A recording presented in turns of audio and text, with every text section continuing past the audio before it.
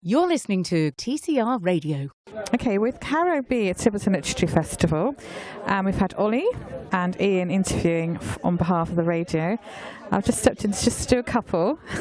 They've done really, really well. Great job. So I'm going to have a quick chat with Jan Ellis this morning. So good morning, Jan. Good morning, Caro. And where have you come from today, Jan? I've come from Wales in Somerset, across the border. Oh, right, not too far. Yeah, I've got my brother's in Street, so I know the area quite well, yes. Yes, we did a very nice gig at Street Library fairly recently. Lots of good people turned up, so that's nice. Brilliant. It's a lovely town, isn't it? It's a gorgeous town. So tell me a bit about what you write as well. I've got some really attractive looking books here. So just tell me a little bit about what you're writing. Well, I write, I'd say romantic comedy, but the emphasis is very much on the comedy. I don't do the slushy, soppy stuff. So they're more like situation comedies. Think Doc Martin meets Midsummer Murders with the latest one, which is The Bookshop Detective, where my book-selling heroine, whose shop is in a small Devon seaside town, not unlike Linton and Lynmouth, gets herself into a little bit of light sleuthing. But they're based in real life, and it's about families and friendship and people getting into a bit of a romantic tangle occasionally. And so where are you getting your inspirations from?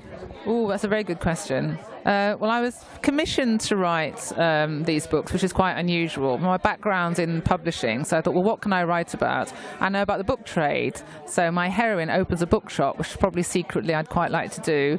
So there's lots about her setting up book launches and arranging her windows and so forth. And she also left London for the Southwest, which I also did. And in the books, there are quite a few travels. At one point in the first story, she goes off to look for a long lost boyfriend in France, and in another one she goes off to Spain and gets into an adventure there. So yes, I've drawn on a few of my experiences, but a lot of it is fiction. Brilliant. So what other events have you got lined up that you're going to be going to this summer? Well, we've just done, I'm with a local group called Stellar Scribes, and we do quite a lot of talks, local libraries. Have Books Will Travel. So we've done quite a lot in Somerset.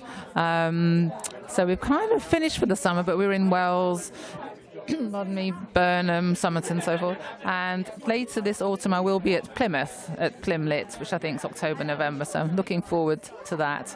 And of course, this Sunday, I'm on a panel with the Tiverton Literature Festival with Alison Knight, Kathy Hartigan and Sue Bristow, and I'm looking forward to it. And I think there's some tickets left, so do come along. Bargain, £5 for 4 writers at the Town Hall. Yes, also there'll be tea and cake supplied by Gin and Jam, WI. And no gin, I'm afraid, no licence for that. So, well, thank you very much, Jan, for this quick chat, and I wish you all the best. Any more books in the pipeline? Are you writing at the moment? Well, I think possibly Eleanor, my book-selling heroine, might have to go off and do a little more mystery solving, actually. She could be called upon quite soon. Brilliant. Well, best of luck with that. Thanks for the quick chat today at TivLitFest. Thank you very much. Right, we're with JT Scott. JT Scott writes her series called Sammy Rambles. Now, when I met Jenny, she'd only had the one out. And you're doing really well. There's four in front of me now. So tell me a little bit about your series and what it's about, Jenny. Yeah, of course. Good morning, everybody. And thank you for having me on the radio. The Sammy Rambles series is all about a boy who's being bullied at school. His parents change his school, and by chance he ends up at a dragon school, where he gets given a dragon egg on his first day. And that happens in the first adventure, which is Sammy Rambles and the Floating Circus. And that's his first year at the school, where he has to try and find out who's trying to kill all the dragons and close the school. And then he'd have to go back to his old school, which he doesn't want to do. So between Sammy and his friends, they sort out various problems. And then he comes back in book 2 for some more problems. And then in book 3 and 4. And then book 5 will be the end of the series soon. You're actually doing book 5 now? I'm writing book 5 at the moment. It's about 50,000 words in. And it's planning for Christmas. Oh my gosh, you're prolific, aren't you? These are big books as well. So is that the end? Well, I've sort of written 2 endings. So one's a happy ending and one's a not so happy ending. So we'll have to wait and see for book 5. Okay. So when that ends, are you going to be a bit bereft? What are your plans? I'll probably be devastated because Sammy Rambles has been with me for so many years, and it's taken quite a lot for me to actually get the books published, to get the confidence to get out there, to get the words published and printed. But also it's been an exciting journey. So we're now on sort of T-shirts and mugs and bookmarks and toy dragons. So it's building up the brand and hoping everybody enjoys the story as well. So no more plans to continue writing or evolve it, or are you going to go on a different genre altogether after this? My original plan was to go different, maybe pirates or goblins, but people have said to me, well, why don't you write the story from Sammy's best friend Dixie, from her perspective, or why don't you write the story from Sammy's dragon's perspective? So there's definitely scope for maybe sort of alternative versions of the same story, because Sammy Rambles, the books that I've written are very much from Sammy's perspective, what he can see, what he can hear, and his adventures. So there are other characters in the books and they all have their own agendas, so maybe that would be an opportunity. So what other events are you going to be at over the summer, Jenny?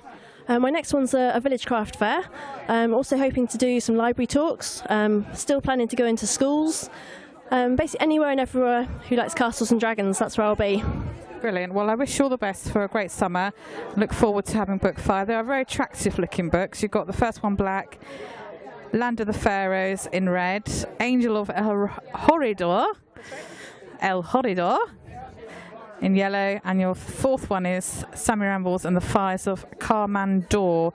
So where can people get your books from? And people can get the books from me in person or from Amazon, from Waterstones. I'm literally trying to take it as far and as wide as possible. But the reason behind the book covers, if you want to know, is in book 1 he gets onyx, the gemstone for protection, and gives him special magic powers and skills. In book 2 he gets ruby, and then amber and sapphire, and book 5 is going to be bright green for emerald. Very attractive looking books. Thank you so much, Jenny, from the TivLitFest and being here today. Thank you very much.